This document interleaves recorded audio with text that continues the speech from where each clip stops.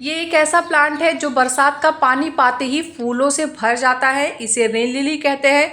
तो इसकी कैसे केयर करनी है, मानसून में कौन सी खाद देनी है, पूरी प्रॉपर केयर बताऊंगी ताकि आपके रेन लिली के प्लांट में भी इसी तरीके से ढेरों फूल आए। और ये तो अभी शुरुआत है। तो चलिए फिर वीडियो को स्टार्ट करते हैं। हेलो एवरीवन, कैसे हैं आप सब लोग। लव फॉर गार्डनिंग में आप लोगों का बहुत बहुत स्वागत है। तो ये लगभग 1-1.5 महीने पहले का वीडियो है और उस समय थोड़ी सी बारिश क्या हुई और आप देखिए रेन लिली में फूलों ने और कलियों ने आना शुरू कर दिया था। पर क्योंकि बारिश बहुत ज़्यादा नहीं हुई थी, बस थोड़ी सी हुई थी, तो इसीलिए एक ही दो फूल कली आए हैं।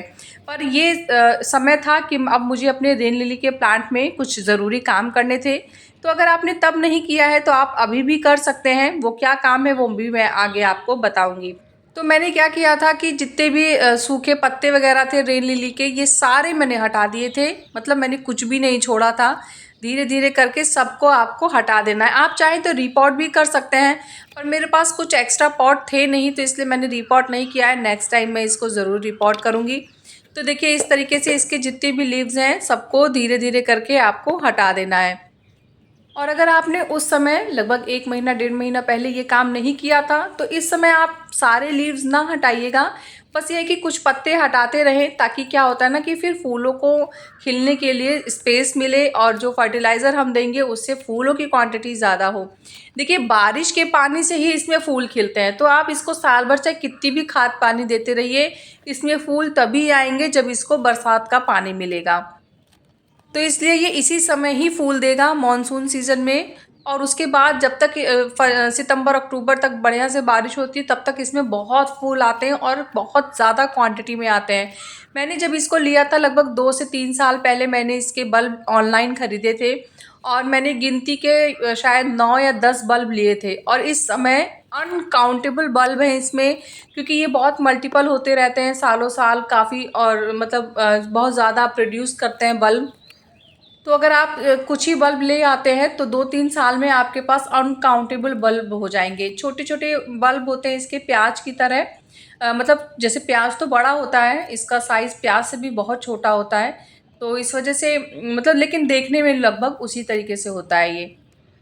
तो अगर आपने उस समय ये काम नहीं किए थे तो इस समय आप हल्की हल्की सी लीव्स को थोड़ा सा काट दें, और अगर कुछ सूखी वगैरह लीव्स हैं तो उन्हें हटा दें, क्योंकि बहुत ज़्यादा लीव्स नहीं रखनी है। थोड़ी बहुत लीव्स तो सही रहती है, लेकिन ज़्यादा लीव्स हो जाती हैं तो फिर जो फूड होता है प्लांट का वो उसको ज़्यादा खाना शुरू कर देती हैं।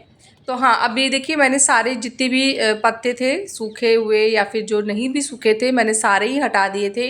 और क्या होता है ना कि क्योंकि ये बहुत छोटे छोटे होते हैं तो ये आपस में चिपके चिपके से रहते हैं। इनमें बिल्कुल भी हवा आसपास जैसे लगता है जा ही नहीं पाएगी। तो इसके लिए इनका समय समय पे इस तरीके से ना जो घास फूस वगैरह होती है वो सब हटाना, सूखी लीव्स को हटाना बहुत ज़रूरी होता है, क्योंकि खुद ही इनके पास स्पेस नहीं होता। और ऐसे में अगर इस तरीके की चीज़ें आ जाती हैं तो फिर रेन लिली को काफ़ी परेशानी हो जाएगी। अब क्या करना है चलिए, तो ये देखिए सफाई सारी मैंने कर दी है। सफाई करने के बाद इस तरीके से लग रहा है, खाली मैंने जो कली आ रही थी ना एक, उसे छोड़ दिया था। बाकी जो फूल खिला हुआ था उसे भी हटा दिया है, क्योंकि वो भी सूख गया ही था लगभग। तो इस वजह से उसको रखने का कोई मतलब नहीं था। तो मैं आपको दिखाती हूँ कि कितनी सारी, देखिए मुझे इसमें घास वगैरह मिली है, और साथ ही साथ जो ये मैंने लीव्स काट दी हैं रेन लिली की, ये देखिए इस तरीके से सारी हटा दी हैं मैंने। और अब हम इसमें कुछ ज़रूरी काम करेंगे। तो जो काम अब मैं बता रही हूँ ये आपको रेगुलर बेसिस पे करने हैं जब तक मानसून सीज़न चल रहा है। क्या किया है मैंने, देखिए क्योंकि इसमें बल्ब बहुत छोटे छोटे होते हैं, मैंने अभी आपको बताया ही था, तो खुरपी की मदद से इसमें गुड़ाई नहीं हो सकती। तो मैंने क्या किया है, यहाँ पे देखिए एक लकड़ी ले ली है। उस लकड़ी की हेल्प से मैं चारों तरफ हल्की सी मिट्टी को ऊपर नीचे कर दे रही हूँ। बहुत गहराई में नहीं ले जाइएगा, क्योंकि बल्ब ऊपर ही रहते हैं। हाँ, एक चीज़ और है, जब अगर आप नए बल्ब खरीदते हैं तो भी इस चीज़ का ध्यान रखेंगे कि उनको ऊपर ही लगाना है, बहुत गहराई में मत लगाइएगा, क्योंकि बल्ब अगर गहराई में जाएंगे और मिट्टी ज़्यादा ऊपर हो जाती है तो बल्ब सड़ जाते हैं, गल जाते हैं। तो इसलिए थोड़े थोड़े बल्ब का जो ऊपरी पोर्शन होता है वो दिखना चाहिए। इस तरीके से आपको बल्ब लगाना है। तो ये मैंने जो लगाया था बल्ब वो इसी तरीके से लगाया था, तो वो ऊपर से ही दिखता है हल्का हल्का सा। तो इसीलिए मैंने चारों तरफ जहाँ भी मुझे थोड़ा भी स्पेस दिख रहा था वहाँ वहाँ मैंने लकड़ी की मदद से, पतली लकड़ी है ये देखिए, उसकी मदद से चारों तरफ इसे चला दिया है, ताकि कुछ तो मिट्टी थोड़ी सी ऊपर नीचे हो जाए। अब हम फर्टिलाइज़र देंगे, तो यहाँ पे मैंने सबसे पहले डीएपी का इस्तेमाल किया है। देखिए बल्ब के जो प्लांट्स होते हैं फ्लावरिंग प्लांट्स, उनमें डीएपी का बहुत बड़ा रोल होता है। मतलब क्योंकि जो बल्ब के प्लांट्स होते हैं ना, उनको फास्फोरस की ज़्यादा ज़रूरत पड़ती है और डीएपी में फास्फोरस काफ़ी मात्रा में पाया जाता है। तो इससे क्या होगा, बल्ब की क्वांटिटी बहुत तेज़ी से बढ़ेगी, इनके साइज़ बड़े होंगे और जितने ही ज़्यादा क्वांटिटी में बल्ब होंगे उतने ही ज़्यादा फूल आएंगे और बल्ब का साइज़ जितना बड़ा होता है फूल का साइज़ भी उसी हिसाब से बड़ा हो जाता है। तो इसलिए बल्ब को अच्छा और हेल्दी रखने के लिए डीएपी का यूज़ ज़रूर करना है। इसके बाद फिर मैंने यहाँ पे लगभग 1 बड़ा चम्मच पोटाश का इस्तेमाल किया है। तो मेरे प्लांट में मिट्टी में नमी थी तो मैंने डायरेक्ट ही मिट्टी में डाल दिया है। अगर आपके पौधे में नमी नहीं है तो फिर आप नहीं दीजिएगा, हल्का सा पानी पहले डाल दीजिए, आधा 1 घंटा उसे छोड़ दीजिए ताकि मिट्टी पानी अच्छे से सोख ले। उसके बाद फिर आप पोटाश डालिए और अगर आप चाहें तो उसको पानी में भी घोल सकते हैं। जैसे जो पानी आप प्लांट को देने वाले हैं उस पानी में पोटाश घोलिए और उसको प्लांट के ऊपर डाल दीजिए। ये देखिए मैंने इस तरीके से चारों तरफ बिखेर दिया है। और पोटाश जैसे आप जब पोटाश घोलेंगे तो पानी की क्वांटिटी उतनी ही लीजिएगा जितना प्लांट और मिट्टी अच्छे से ले पाए।